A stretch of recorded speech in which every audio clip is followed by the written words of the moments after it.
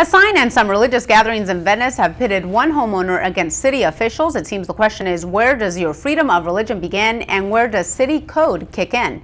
SNN local news reporter Amber Stidham gives us a look at the situation and why officials insist on fines. A code enforcement meeting was held at Venice City Hall this morning to discuss the sign violation in Shane Rossinger's front yard. But he says it's his right to have the sign in his yard. The First Amendment clearly guarantees our rights to freedom of religion and right to peaceful assembly.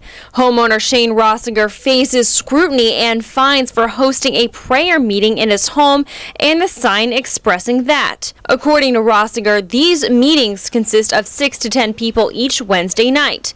The city found the prayer meetings to be in violation of a city zoning code. The residential district does not allow for a house of worship without approval, and the house must be on a minimum of 2 acres, which Rossinger's is not. That's when he claims the sign became an issue.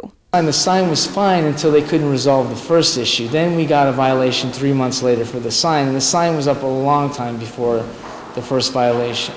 So there's been a relentless pursuit. The Venice City Council met Thursday to discuss the sign code violation. While some supporters of Rossinger's felt it is a religious issue, code enforcement says it's not about the religion or the message, it's about the sign.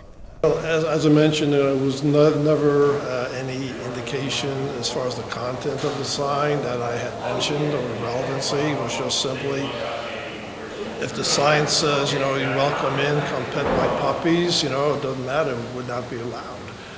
If political voice can be heard, and I've just found out that actually it is political, I didn't realize because I don't know the details of it, but why should one voice be heard and not another? This leaves some to question whether the city ordinance may interfere with constitutional rights.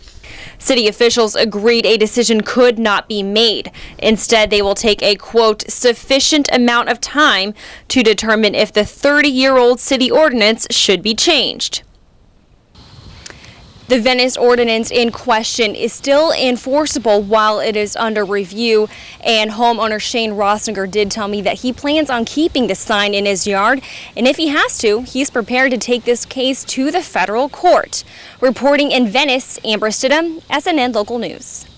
If city officials find him in violation of the ordinances after the review, Rossinger could face a fine of up to $250 a day. Now, since April 6th, that totals to over $37,000.